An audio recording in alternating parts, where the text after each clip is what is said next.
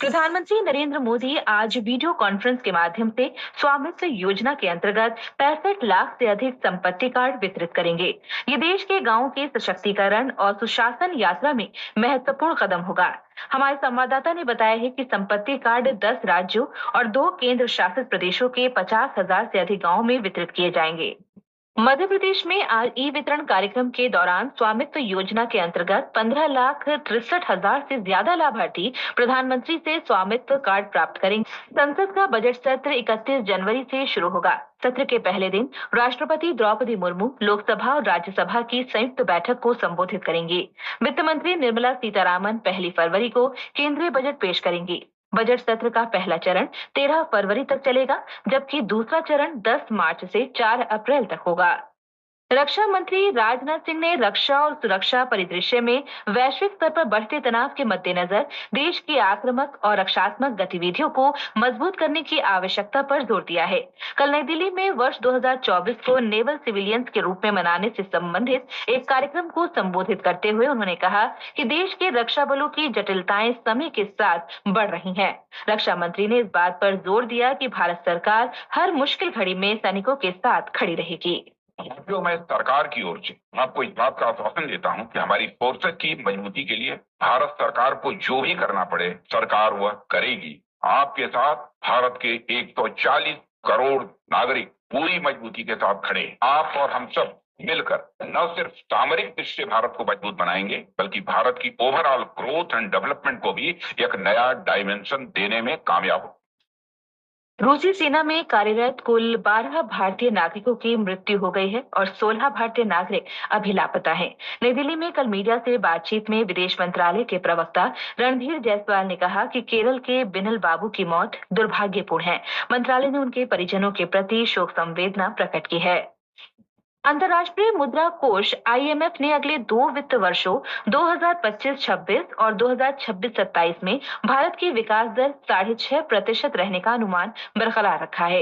ये अनुमान भारत की संभावनाओं के अनुरूप है। अंतर्राष्ट्रीय मुद्रा कोष ने ये जानकारी अपने ताजा विश्व आर्थिक सर्वेक्षण में दी है। IMF के अनुसार भारत ने विश्व की बड़ी अर्थव्यवस्थाओं के बीच अपनी सबसे तेज वृद्धि दर बरकरार रखी। केंद्र सरकार आवश्यक खाद्य वस्तुओं की उपलब्धता और कीमतों पर कड़ी निगरानी रख रही है, ताकि उपभोक्ताओं को खाद्य वस्तुएं सस्ती और उचित मूल्य पर मिलना सुनिश्चित हो सके। केंद्रीय उपभोक्ता कार्य, खाद्य और सार्वजनिक वितरण मंत्रालय ने कहा है कि सरकार ने उपभोक्ताओं को आवश्यक खाद्य वस्तुओं की उपलब्धता और उचित मूल्य सुनिश्चित करने के लिए घरेलू उत्पादन को प्रोत्साहन राशि देने जैसे कई कदम उठाए हैं।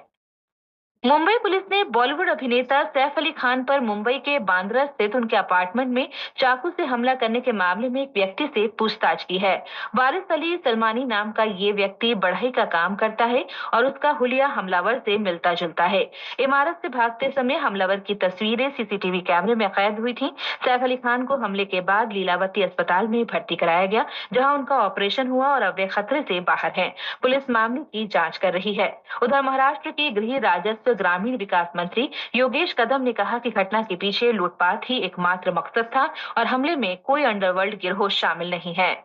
महाराष्ट्र के मुख्यमंत्री देवेंद्र फडणवीस ने शुक्रवार को कहा कि इस मामले में पुलिस को कई सुराग मिले हैं और अपराधी को जल्द ही गिरफ्तार कर लिया जाएगा।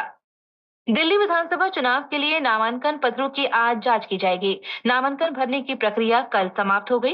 विधानसभा की 70 सीटों के लिए 1000 से अधिक उम्मीदवारों ने पर्चे भरे हैं। सोमवार तक नाम वापस लिए जा सकते हैं। मतदान 5 फरवरी को होगा और मतों की गिनती 8 फरवरी को की जाएगी। और अब खबरें महाकुंभ से।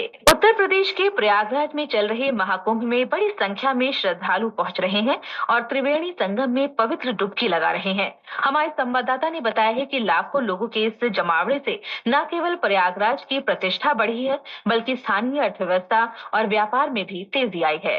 अमेरिका की सुप्रीम कोर्ट ने वीडियो शेयरिंग प्लेटफॉर्म टिकटॉक पर कल से राष्ट्रव्यापी प्रतिबंध लगाने के प्रस्ताव से संबंधित संघीय कानून को सही ठहराया है।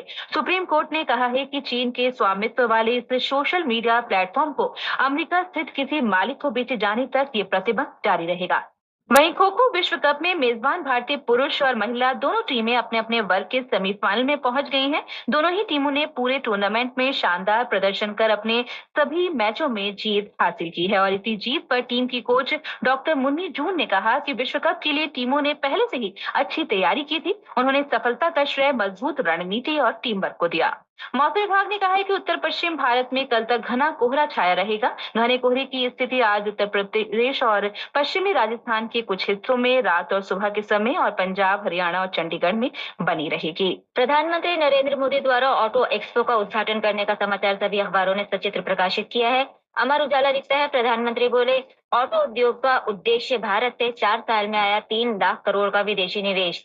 रूसी सेना में सेवा दे रहे 16 भारतीय लापता, राष्ट्रीय सहारा सहित कई अखबारों की सुर्खी है। स्थानीय बाजारों में खरीदारी से सोने की कीमतों में लगातार तीसरे कारोबारी सत्र में रही तेजी। 700 रुपए बढ़ी सोने की कीमत, अमर उजाला के कारोबार करने की खबर है। अभी जनवरी में होगी और बारिश, आज छाएगा घना कोहरा। कोहरे की वजह से 125 उड़ानों पर हुआ असर, नव भारत टाइम्स की खबर है। कर्तव्य पथ पर रिहर्सल से 4 दिन बंद रहेंगे ये रास्ते, एडवाइजरी जारी। कर्तव्य पथ, रफी मार्ग क्रॉसिंग, मानसिंह रोड क्रॉसिंग और कर्तव्य पथ टी ऑक्टोगन में रहेगा प्रतिबंध, हरी भूमि की सुर्खी है।